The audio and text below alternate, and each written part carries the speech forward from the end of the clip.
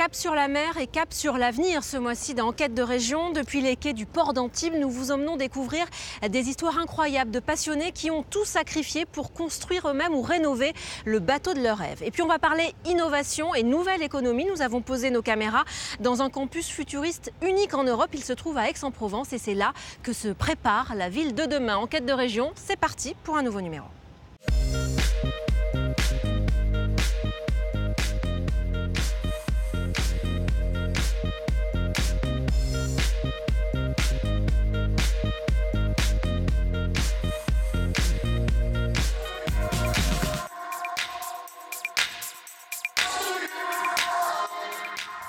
C'est donc l'heure d'embarquer pour d'incroyables histoires de mer, non pas les fables, les légendes, celles de Simbad ou d'Ulysse qui nous fascinent depuis tant de siècles, non, des histoires vraies qui se racontent de ponton en ponton et dont certaines sont nées ici, sur la Côte d'Azur. L'histoire de passionnés qui ont décidé de mettre leur vie entre parenthèses pour réaliser leurs rêves, construire ou rénover eux-mêmes un bateau.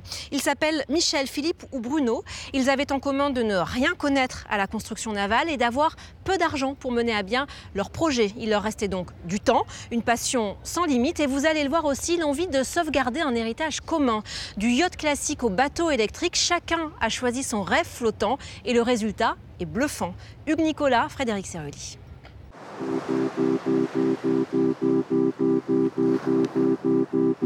Parce que tout est simple, parce que tout est possible.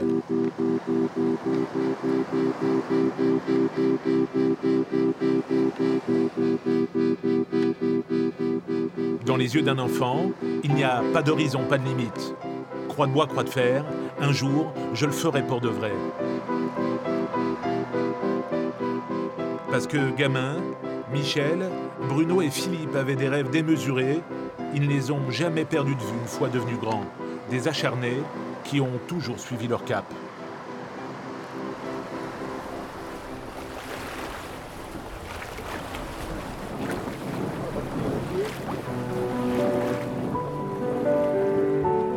C'est le rendez-vous des plus beaux yachts de tradition du monde. Chaque année, début octobre, le golfe de Saint-Tropez accueille des batailles navales aussi sportives qu'élégantes. Dans cette armada, toute voile dehors, un tandem détonnant, une histoire génétique, comme un roman à l'eau de mer. C'est bon? Allez, paré à virer. On touche pas à la grand voile. On reprend les bastacs à tribord. Allez, au choc. Philippe Hénane, le capitaine et son voilier centenaire, un pur sang de presque 20 mètres de long. Ça, c'est un bateau de course. C'est un véritable bateau de course de l'époque. C'était ce qu'on voit aujourd'hui, les bateaux en carbone à Saint-Tropez, il y en a partout tout autour de nous. Ça sont des bateaux de course modernes. Nan en faisait partie il y a 120 ans. C'est pas un bateau où on est là à se traîner. C'est un bateau où on va, pour les néophytes, on peut atteindre, ça nous est arrivé d'atteindre pas loin de 25 km/h. Pour un bateau comme ça, c'est énorme. L'aventure commence un soir de 1998. Philippe navigue alors sur Internet.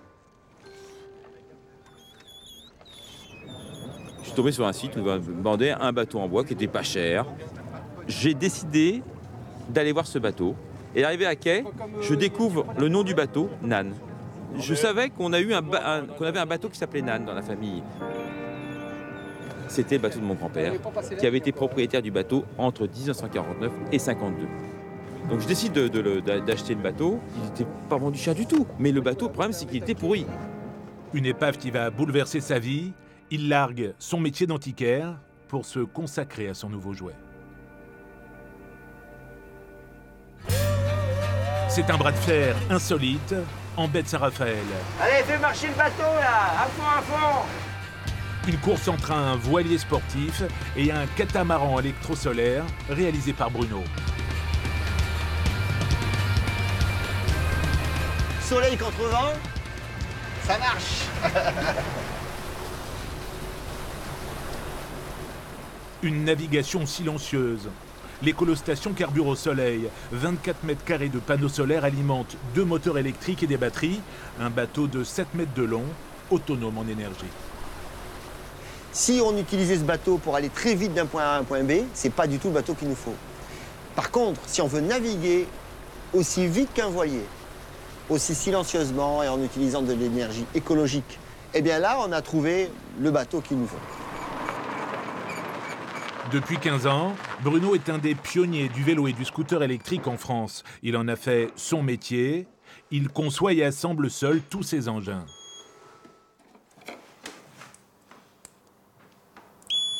C'est pas un don, c'est une sensibilité. J'arrive à imaginer un concept mécanique dans l'espace, c'est-à-dire d'imaginer comment il va fonctionner sans forcément avoir un prototype. C'est conforme à ce que tu voulais. 70 km/h, et puis voilà, une bonne puissance, de bonnes reprises. Voilà. Il faut suivre. Si on n'aime pas, on ne peut pas le suivre. Voilà. Il faut le comprendre aussi, parce que c'est pas toujours facile. On ne s'ennuie jamais. On est toujours à 200 à l'heure, et c'est très intéressant, ça me plaît beaucoup. 200 à l'heure, mais 0 CO2 quand même.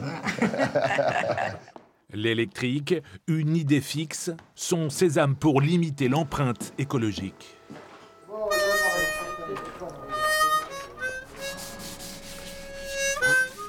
C'est un joyeux capharnaüm, un temple dédié à l'autoconstruction, un chantier naval associatif où des passionnés par dizaines redonnent vie à de vieilles planches. Parmi eux, Michel Natoli, 75 ans. Bonjour Yann. Salut Michel, tu vas bien? Il aurait pu profiter d'une retraite bien méritée, mais l'appel du bois en a voulu autrement. Un rêve de môme. Ah, voilà la bête. Devenu réalité.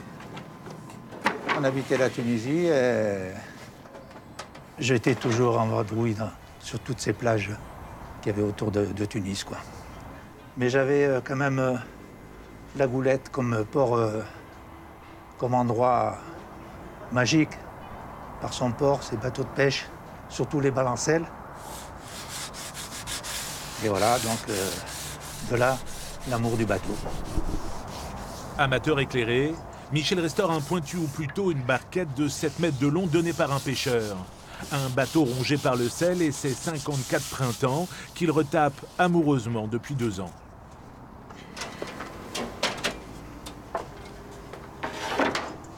C'est le plancher, c'est le pont du bateau, en iroko. Voilà, c'est un bois très riche, difficile à travailler. Un bateau comme ça, il n'y a pas un centimètre qui ressemble à un autre. Ça fait plus d'1 mois et demi que je suis dessus. Ça fait 1 mois et demi que je suis sur le pont, là. Mais après l'avoir déjà fait une fois en contreplaqué marin, quand même. Il est complètement collé sur le contreplaqué marin. Vous êtes un peu maso, Michel? Oui, Non. un peu. Un peu beaucoup et surtout maniaque.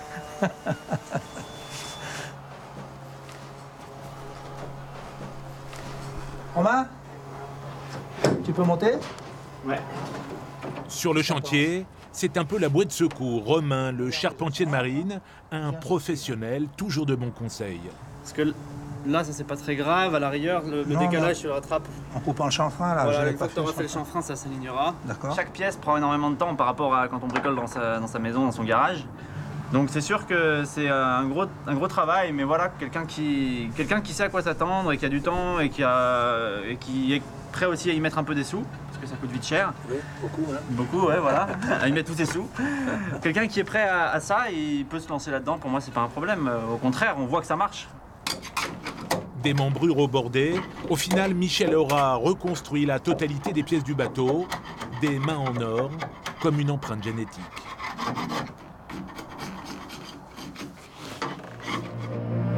À chacun son Graal, pour marcher dans les traces de son grand-père et reconstruire Nana à l'identique tel qu'il est sorti des chantiers Fife en 1896, Philippe doit retrouver les plans originels. Des heures de téléphone, des voyages, des rencontres, une quête impossible, excepté pour un Breton exalté. Je savais que c'était un bateau qui avait appartenu à mon grand-père, que c'était un bateau qui avait été décidé et construit par William Fife. Donc grâce à Internet, j'ai lancé mon enquête. Donc le premier propriétaire s'appelait Thomas Barrows. Il habitait en Irlande. J'avais son adresse en 1896. Et j'ai cherché des Barrows à la ronde par rapport à là où il habitait. Et de Barrows en Barrows, après 6 mois d'enquête, les précieux documents sont retrouvés. La restauration peut commencer, ou presque. Pour Philippe, il reste une personne à convaincre, sa femme. 2 enfants à l'époque, ma femme enceinte du 3e, et je lui dis, écoute, voilà, je suis tombé sur le bateau de mon grand-père, je raconte l'histoire, etc. Et je dis, si on veut y arriver, il faut qu'on vende la baraque, qu'on vende le bateau, et puis on lance la rénovation, et puis on va se débrouiller pour le reste, on verra. Elle me dit, banco, on y va. Donc je trouve mon équipe, en 6 mois, je crée mon chantier, à Saint-Coulon, près de chez moi. Un charpentier, un menuisier, un ébéniste, et Philippe en homme à tout faire. 4 personnes seulement pour redonner à Nan son lustre d'antan. Et alors dis-moi, et là, est-ce que tu es en train de raboter quand je suis arrivé là? Les plans et les conseils de William Five Jr. sont suivis à la lettre, jusque dans le choix des essences de bois. Exemple, les membrures. Donc on va dire, les membrures, c'est le squelette du bateau. Il faut que le fil du bois corresponde à la courbure. Si on met un fil droit, le bois va casser. Sauf qu'aujourd'hui, c'est très difficile de trouver du bois, ce qu'on appelle du bois tors. Et moi, j'ai eu beaucoup de chance. Je suis tombé sur une scierie à l'abandon, dans un petit bled, et j'ai trouvé du chêne tors qui correspondait parfaitement à Nan, comme s'il m'attendait depuis 25 ans. Des journées à rallonge, des nuits blanches. Après 21 mois de labeur, Nan quitte le chantier. Pour son premier bain, Philippe veut saluer tous ceux qui ont soutenu sa résurrection. Il y a eu une souscription, on a essayé de trouver des fonds d'une façon ou d'une autre. La commune de Saint-Coulon, très gentiment, faisait des portes ouvertes. Et donc le week-end, il y avait un petit apéro, il y avait une tente, on a fait des polos qu'on a vendus. Et ça a été que ça, plus des aides manuelles de plein de gens. Donc on a pu y arriver que grâce à ça. Ouais.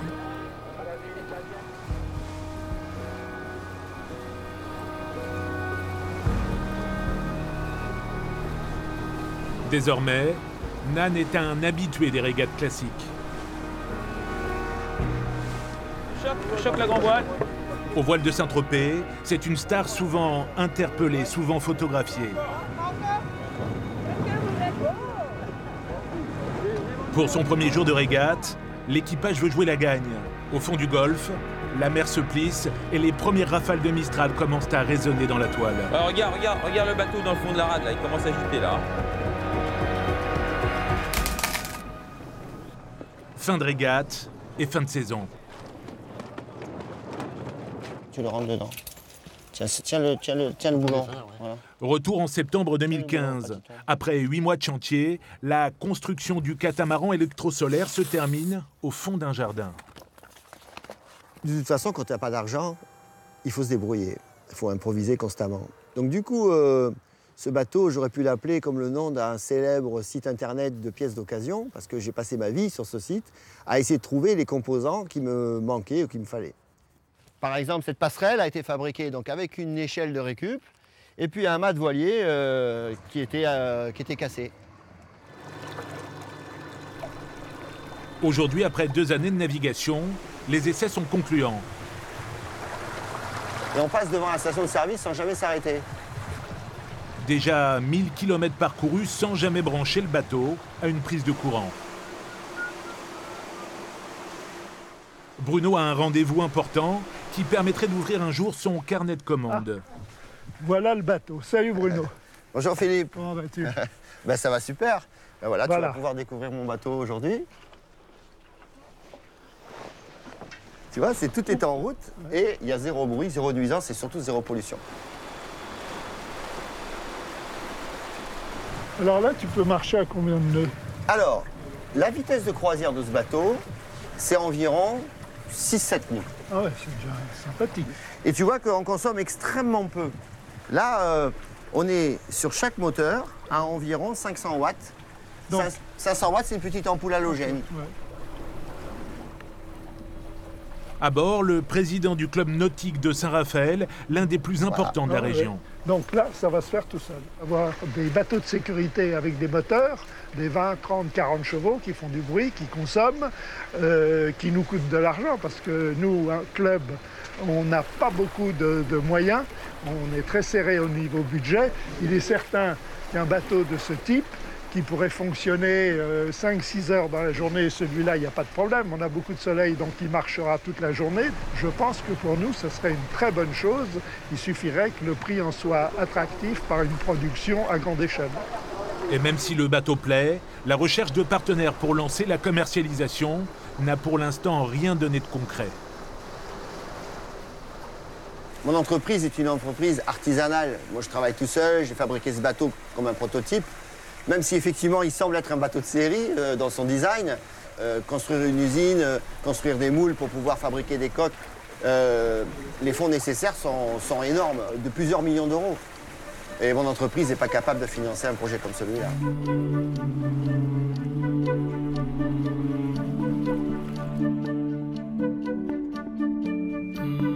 Il y a quelquefois des secrets enfouis qui se révèlent avec le temps.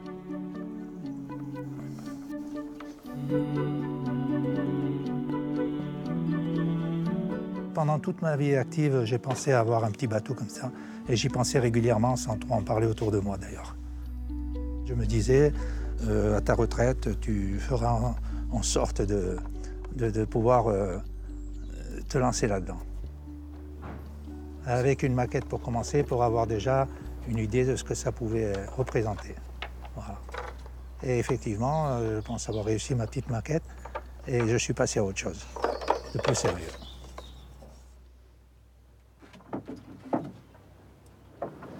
Du modèle réduit à l'original, bienvenue à bord de Lola, une barquette de 6 mètres de long, un coup de cœur qu'il partage avec son fils.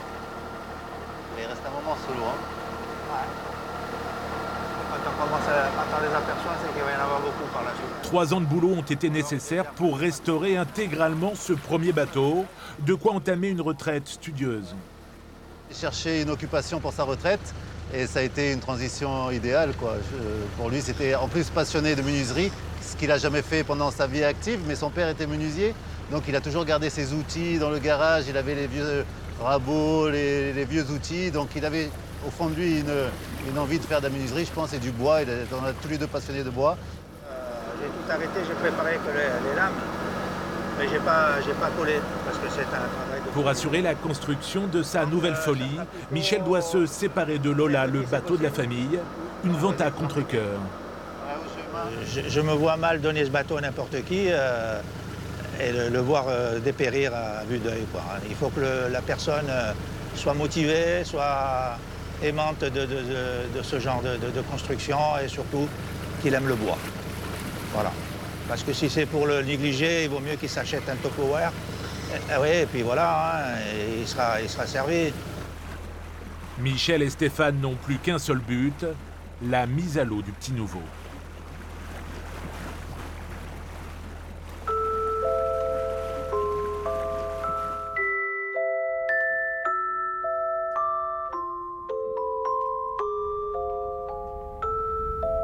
Quelques heures après l'abandon de Nan, une scène de liesse inespérée réveille le port de Saint-Tropez. Ah, Dream Team, ça va, Dream Team? On est là! C'est une histoire de monde, hein. Tout le monde a participé. J'ai appelé mon charpentier de marine, enfin un copain charpentier de marine à Marseille.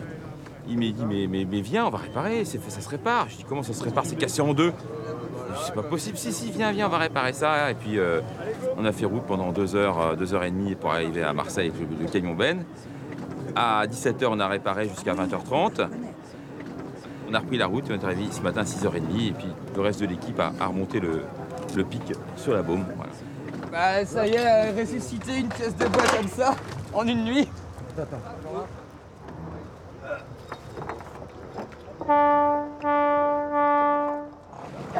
Allez, on y va les gars là.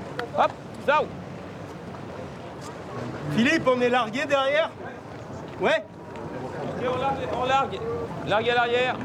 Nan et Philippe sont de nouveau d'attaque pour la grande parade des régates. Ah bah là, il faut s'imaginer donc, que mon grand-père a été propriétaire du bateau entre 1949 et 52. Mon grand-père anglais que je n'ai pas connu. Et c'est la barre d'origine du bateau depuis 1896. Elle a 121 ans. Et mon grand-père l'a tenue, oui. À chaque fois, c'est des moments d'émotion.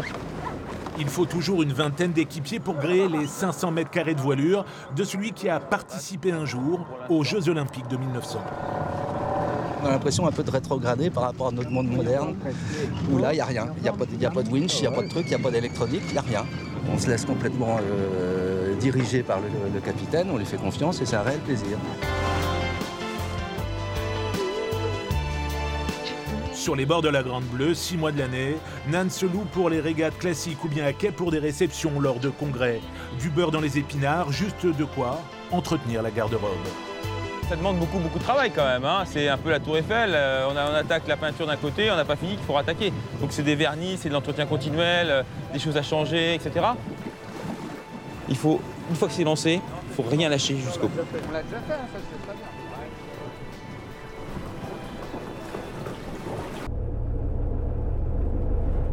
En attendant de pouvoir naviguer, la mer, c'est en roulant que Michel la croise le plus souvent sur le trajet qui relie son domicile au chantier. Je m'y rends 3 fois par semaine, habituellement. Mais là, vu le travail fastidieux des jambettes, je m'y rends tous les jours. Je me prive pas mal de plaisir. Notamment, mon sport préféré, c'est le tennis. Et je ne peux plus y aller.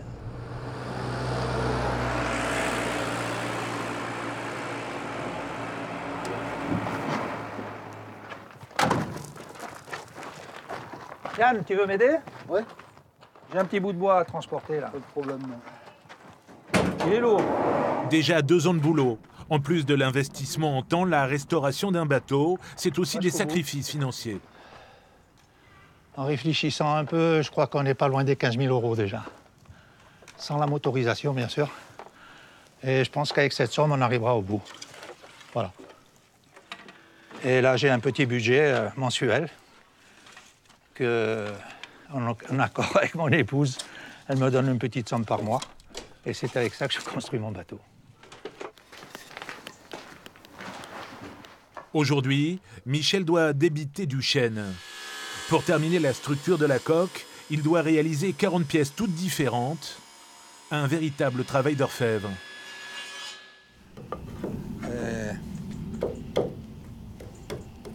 Tu sais que ce matin, j'avais perdu une jambette.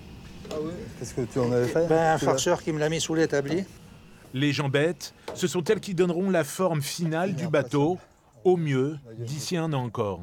Non, c'est pas. Je pense que 3 années, ça sera pas mal. Ouais.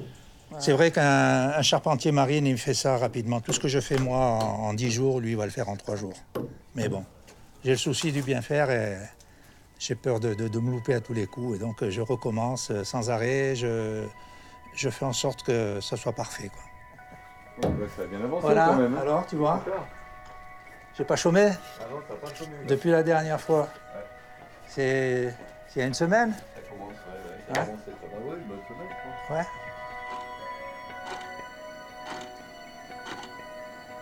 Parce qu'il ne veut rien lâcher, Bruno est retourné à sa planche à dessin. Des heures de conception et de calcul pour tenter de séduire un éventuel investisseur. Désormais, il veut proposer une gamme entière avec de grands catamarans dopés au soleil. On imagine bien un bateau qui fait 10 mètres de long ou 12 mètres de long sur 6 mètres de large. On est déjà presque à 100 mètres carrés de surface solaire. Donc avec des panneaux solaires du commerce, on arriverait déjà à presque 15 kW par heure de fourni. 15 kW, c'est l'énergie qu'il faut pour une maison sur 24 heures, pour faire marcher toute la maison. Donc là, on la produirait en 1 heure. Imaginez ce trop-plein d'énergie, c'est fantastique. Une nouvelle idée et une nouvelle stratégie pour des vaisseaux solaires de prestige. Des catamarans XXL équipés de 4 cabines pour faire du 4 étoiles. Écologie, souvent, ça rime avec rusticité, pas de confort. Moi, je veux prouver qu'au contraire, l'énergie libre, qui est l'énergie du soleil, elle peut vraiment apporter sur un bateau très haut de gamme tout le confort que l'on a habituellement avec l'énergie fossile. Même mieux. Dans son combat pour le développement de l'énergie propre, Bruno est décidé à garder un temps d'avance. Tant qu'il y aura des vagues, il y aura de la fièvre et de la passion. Des coups du sort aux coups de blues, Michel, Bruno et Philippe ont tous traversé des tempêtes sans jamais baisser les bras, sans jamais perdre le nord. Ça a été un bonheur total. Jusqu'à aujourd'hui, je ne suis pas fatigué de ça encore. J'ai tout sacrifié pour le bateau, mais c'est une histoire d'amour, bien sûr. C'est le destin, une histoire d'amour, tout ça c'est lié, ouais. Être amoureux, comme pour un joueur d'un instrument, un virtuose, passe des heures sans compter à s'entraîner et à découvrir de nouveaux sons. Moi, j'essaie de trouver des solutions techniques constamment.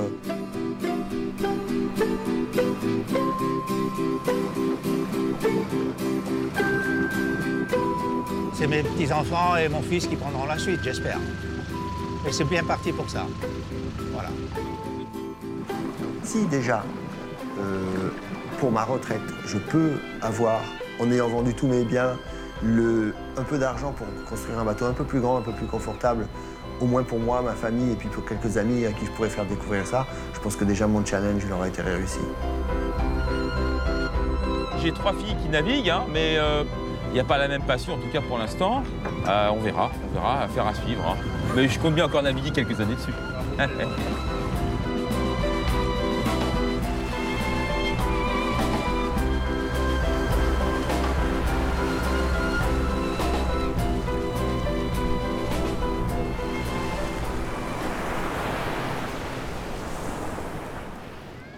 Il s'appelle The Camp. C'est un lieu unique en Europe situé à quelques minutes de la gare TGV d'Aix-en-Provence. Un campus où cogitent ensemble des étudiants, des ingénieurs, mais aussi des chefs d'entreprise, des artistes, des codeurs et même des responsables de métropole.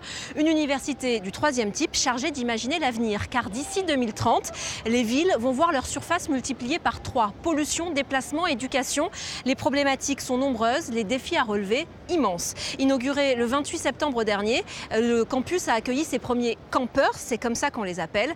Nathalie Ramirez et Laurent Esnault ont suivi leurs premiers pas. OVNI, en terre aixoise. Voici un camp de base pour explorer le futur. Après l'utopie, c'est la magie de voir ce lieu prendre vie.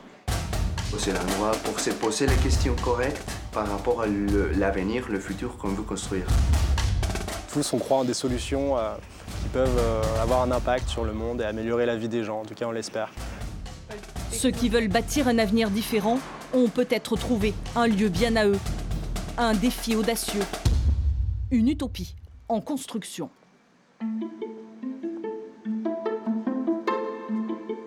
Vous êtes bien là? Hop, on se le met comme ça. Yassir. Et on s'assied. Bon, on est pas mal là. Parfait. Amsterdam. Donc, petite réunion de travail en extérieur. À The Camp, ces ingénieurs veulent rester connectés à la nature. On a discuté sur l'opportunité d'avoir une ferme urbaine verticale. Travailler différemment pour être plus détendu, plus performant aussi. Il y a la notion de confort où voilà, on a un dossier pour s'appuyer et quand on est 1 heure dans l'herbe, c'est quand même pas négligeable.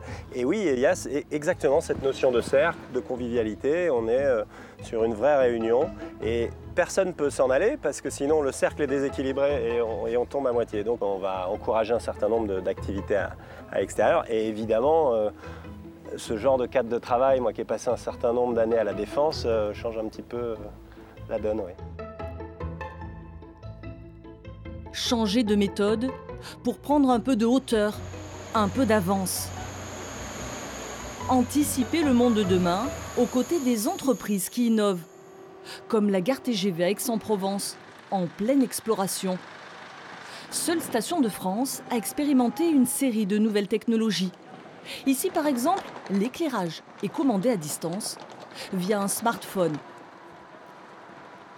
Un peu plus loin, un mur publicitaire offre de nouvelles possibilités.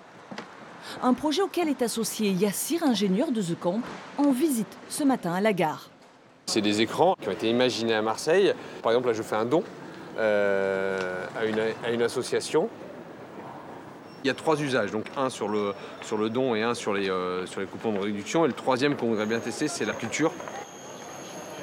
C'est très inspirant, surtout pour, par exemple, Paul. Au lieu d'attendre dans la queue pendant 10 minutes, on arrive, on pourrait mettre en carte, on pourrait faire la commande. On attend ici, tranquille, et après on pourrait passer récupérer la commande qui est déjà prête. Ça améliore la qualité de passagers ici, et je pense que c'est très inspirant de contribuer à cette expérience. Et ce n'est pas la seule innovation. L'intelligence artificielle fait aussi son apparition dans ce hall de gare. Comme dit Yawan, un robot purificateur d'air aux formes sympathiques. Une première en France. Un robot qui n'hésite pas à prendre des risques en s'approchant très près de l'escalier. Ce sont des robots apprenants. C'est-à-dire plus ils passent de temps en gare, plus ils se confrontent au public et à différentes situations, plus ils adaptent leur comportement. Là donc il est en train d'apprendre qu'il y a un escalier. Là il est assez têtu donc...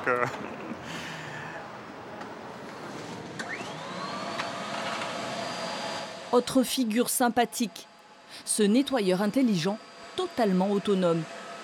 Il produit aussi son effet auprès des passagers en attente. C'est étonnant, mais pour arriver à faire toute la largeur, je me demande combien de temps il va lui falloir. Je ne sais pas pour l'avenir, non. Dans mon avis, non.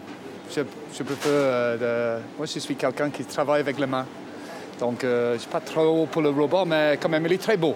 Il est vraiment très beau.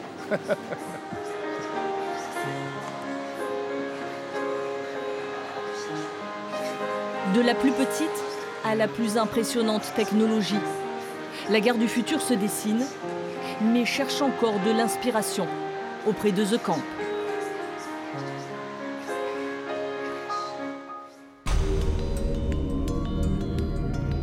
Et le plus de The Camp, ce sont eux, les hivers, premiers étudiants installés sur le campus. Ils sont 20, 11 nationalités différentes. Ingénieurs, designers, codeurs, musiciens. Une communauté de créateurs. Ils seront sollicités sur la gare du futur, mais pas seulement. Ici, les projets sont nombreux. Ce matin d'ailleurs, certains hivers vont tester un modèle de voiture électrique. Donc la première originalité de ces voitures, c'est que c'est des voitures Lego. C'est-à-dire que toute cette partie-là est complètement modulaire et vous pouvez en faire un utilitaire pas comme les autres. Ils ont une batterie un peu spéciale au lithium qui permet de redistribuer son énergie dans le réseau. Donc vous appuyez sur le D, c'est-à-dire pour mettre la marche avant, et voilà, c'est parti, ça roule directement.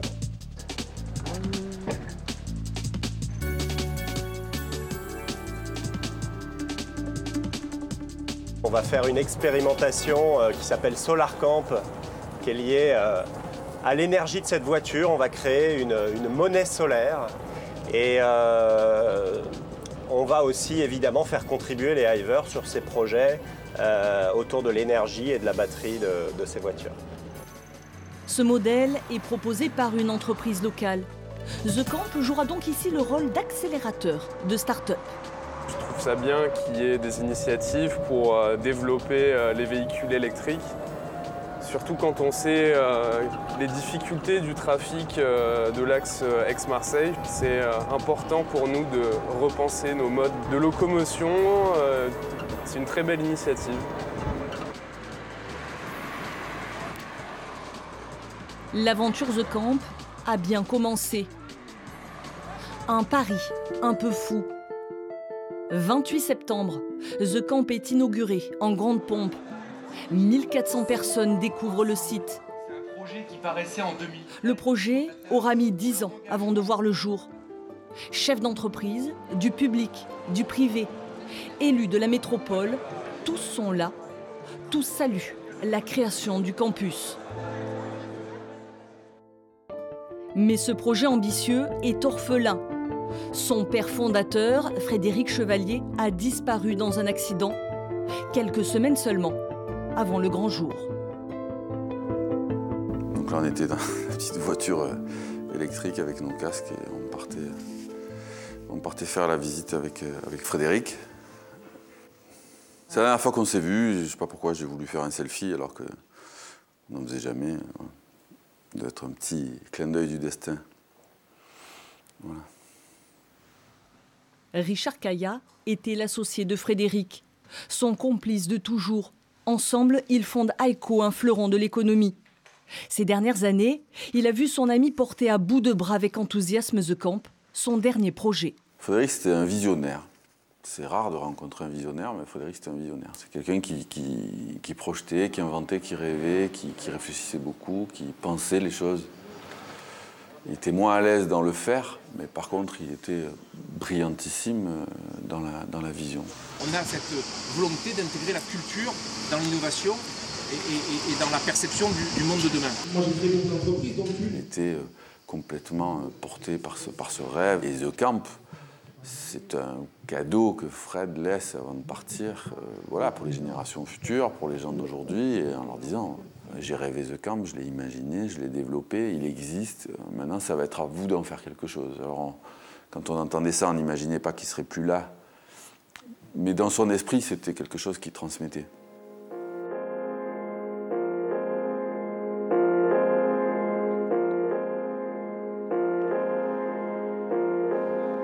Les premiers héritiers de The Camp, ce sont les hivers.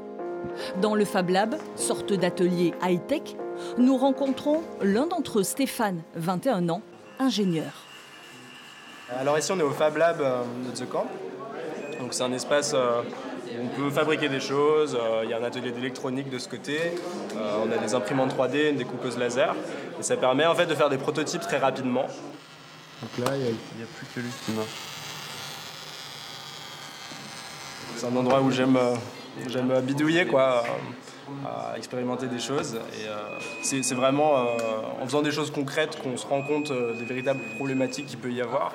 Et ça peut donner de l'inspiration pour des projets. Finalement, la phase d'idéation, elle a lieu d'être que si elle se transforme en vrai projet. Au même moment, à quelques pas de là, un autre hiver est en plein travail, Daniel. Ce Colombien âgé de 23 ans est à la fois ingénieur et artiste circassien, un grand écart qu'il assume pleinement. Moi, je suis passionné pour le cirque et la technologie, je m'amuse beaucoup avec les deux. Tu peux concilier les deux? C'est pas facile, c'est pas évident, mais oui, c'est mon challenge, quoi. C'est pas comment déjà. Et chercher ce mélange, il y a besoin d'une tête assez ouverte. Ça va bien avec ce qu'on trouve dans les autres hivers. Par exemple, on a des filmmakers, on a des designers, on a des développeurs. Et du coup, moi, je sens que je fais une espèce de transition entre la technologie et les arts. Donc peut-être que c'est un rôle assez important. L'art est d'ailleurs omniprésent sur le campus. De ses étudiants aux bâtiments futuristes, jusqu'aux œuvres plus cachées.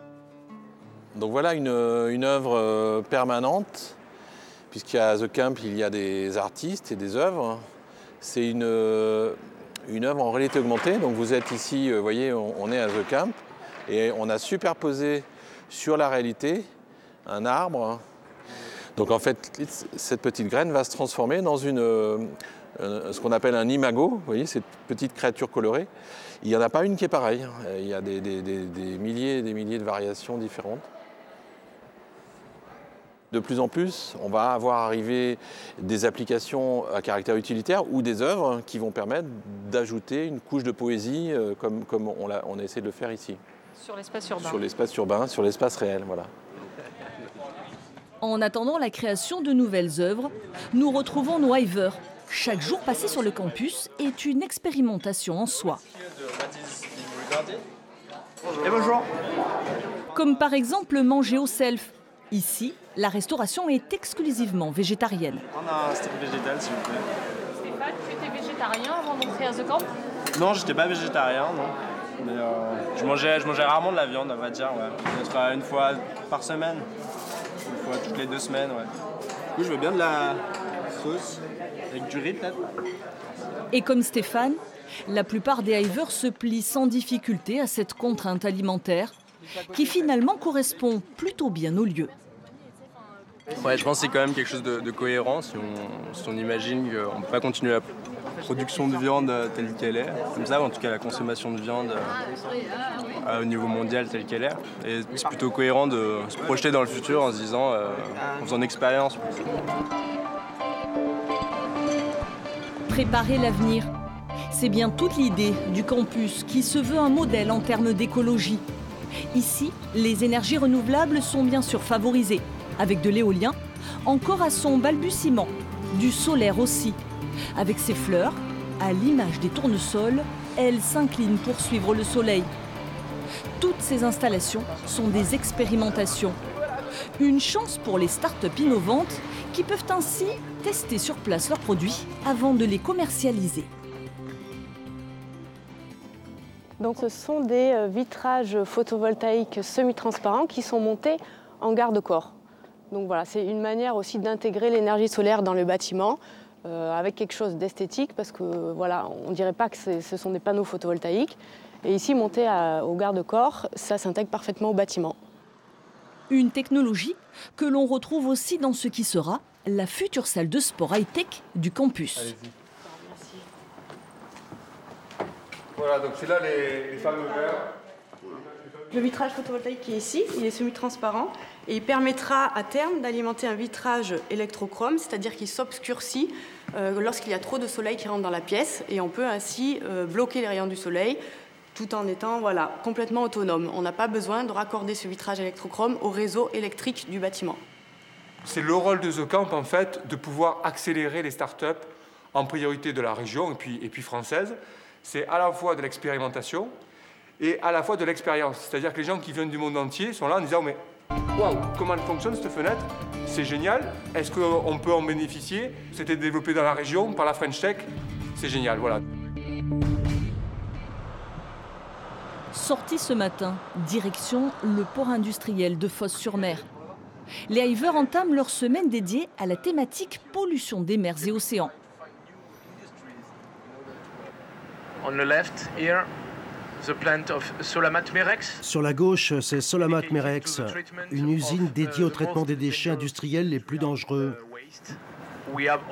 Nous travaillons aussi sur le développement des algues dans cette usine. Une première approche sur le terrain qui enthousiasme ses étudiants. C'est intéressant de venir voir la vérité. Et voilà, le port, c'était aussi un endroit important à visiter. Tu te sens concerné par cette problématique? Ah oui, complètement. C'est le challenge. C'est une des raisons principales pour lesquelles on a choisi de venir travailler à The Camp. De trouver des solutions, de faire un regard global.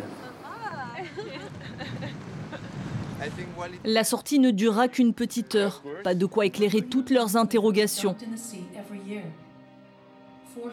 Les voilà déjà de retour à The Camp pour plancher sur leur projet, le 6e continent, celui des déchets plastiques. Nous aimons les océans, nous savons que le plastique est très utile pour nos sociétés, mais nous ne voulons plus que le plastique finisse dans les océans. Nous avons besoin de trouver des solutions. Eux, voilà, c'est la génération montante. Ils sont concernés par ces problématiques et ils ont une façon de les traiter qui leur est singulière. Et on a envie de confronter cette façon de travailler avec des mondes plus établis et de voir ce que ça produit. Premier exercice sous forme de brainstorming. Les hivers tentent de trouver des idées. Go! Ils ont 5 minutes. L'imagination y a bien sûr toute sa place. J'avais déjà entendu parler de cette soupe de plastique dans l'océan, mais honnêtement, je suis déçu. Je pensais que c'était vraiment une île. Aussi, mon idée, c'est de solidifier cette soupe de plastique pour en faire une véritable île. Au final, seule une idée par groupe sera retenue pour être plus approfondie et présentée le lendemain. Comme tous les hivers, Daniel est logé gratuitement sur place. Pour se consacrer pleinement au projet, les chambres, elles, sont toutes regroupées dans ces bâtiments en bois. Voilà. C'est ta chambre pour quelques mois là? Ouais, 6 mois ici. En fait, c'est un peu bizarre parce que c'est une chambre d'hôtel, mais je commence à l'adapter un petit peu. Des chambres impersonnelles qui n'empêchent pas Daniel d'être continuellement créatif. En fait, j'ai découvert que cette petite lumière, on peut la faire tourner comme ça et on peut projeter la lumière là-bas.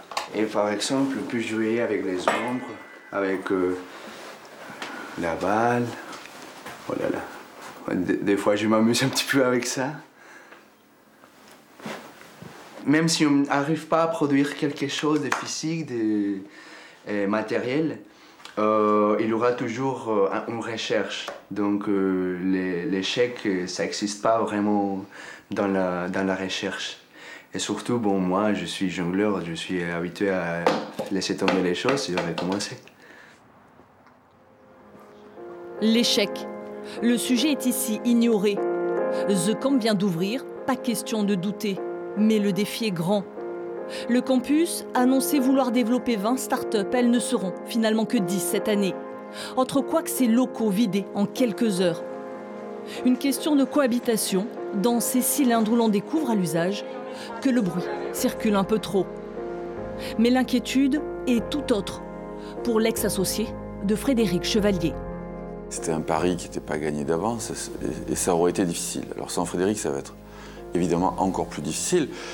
Les inquiétudes, on peut les avoir sur les gens qui ont fait des promesses à Frédéric. Est-ce qu'ils les tiendront? Voilà. Est-ce que les entreprises qui étaient sur le point de signer des partenariats ou qui s'engageaient avec The Camp le feront maintenant que Frédéric n'est plus là? Est-ce que les collectivités territoriales qui ont accompagné, qui étaient très heureuses de s'associer à l'image de Frédéric, à l'énergie de Frédéric, qui faisait quand même un bien fou au territoire, est-ce qu'ils seront là maintenant qu'il y a un peu moins de sex appeal?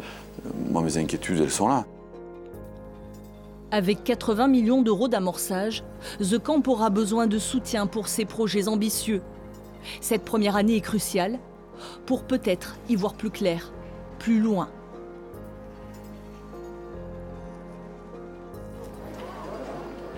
Pour le moment, le campus sait qu'il peut compter sur la ville d'Aix-en-Provence.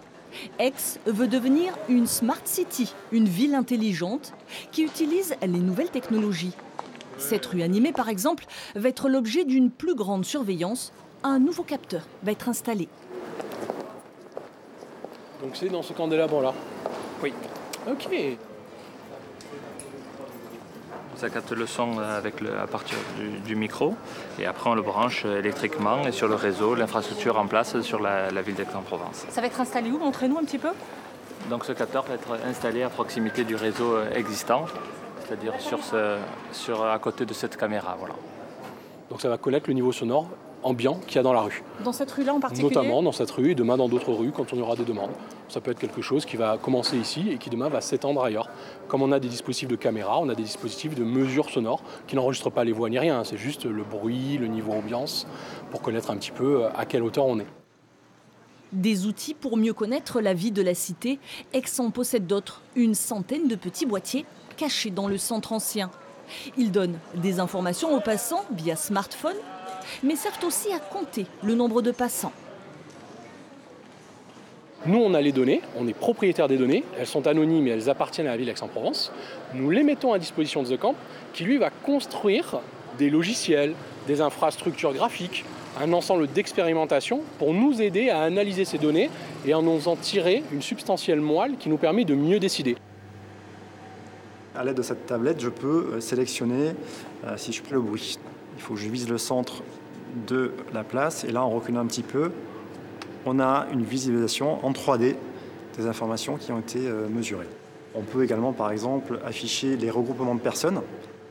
Cette maquette est un exemple, un modèle utilisé pour la ville de Paris. Demain, une autre proposition sera faite pour Aix-en-Provence. Nous allons essayer de faire contribuer les hivers présents sur le campus pour leur soumettre l'idée de construire une maquette, pas forcément sur ce modèle-là, mais essayer de créer quelque chose qui pourra être plus artistique, tout en gardant bien sûr un aspect très pédagogique pour qu'on puisse expliquer aux Aixois ce que nous sommes en train de faire dans leur ville. The idea is to build and design an artificial non-growth that can have the same properties of high. C'est dans l'amphithéâtre du campus que nous retrouvons les hivers en plein challenge sur la pollution des océans. Chaque groupe a travaillé pendant 20 heures sur une idée, laissant libre cours à sa créativité.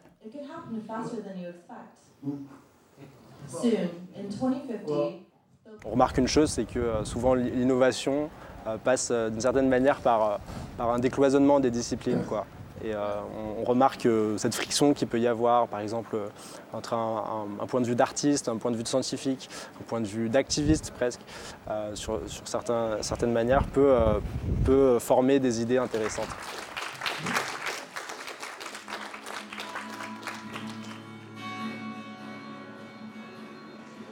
La nuit est tombée sur The Camp. Quelques hivers sont regroupés. Ambiance détendue, mais toujours très studieuse. Pourtant, il n'y a ni contrainte, ni pression. On ne sera pas limité par un business plan, par quelque chose de faisable, par un truc scientifique. On a le droit en fait d'avoir aucune limite de création et d'avoir l'envie d'aller plus loin à chaque fois. C'est une vraie chance. Bah ouais, ça c'est quelque chose qu'on ne donne jamais en fait, pas à l'école, pas au travail. Ça nous permet en plus d'avoir confiance en nous de jour en jour et d'être hyper tolérant envers les autres. On va changer le monde parce qu'en fait on arrive à avoir confiance en absolument tout sans jugement de valeur.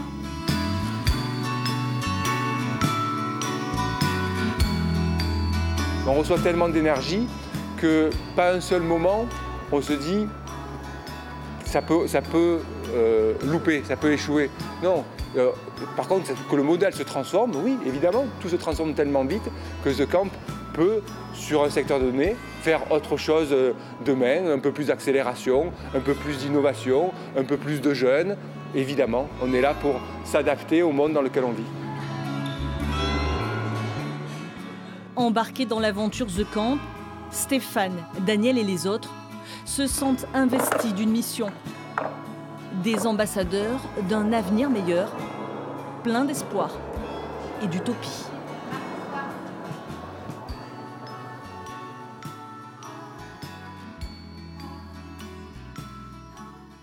Une initiative innovante, des parcours de vie étonnants que vous pouvez bien sûr revoir sur notre site internet paca.france3.fr. L'émission touche à sa fin, merci de l'avoir suivi. On se retrouve le mois prochain, à très vite sur France 3.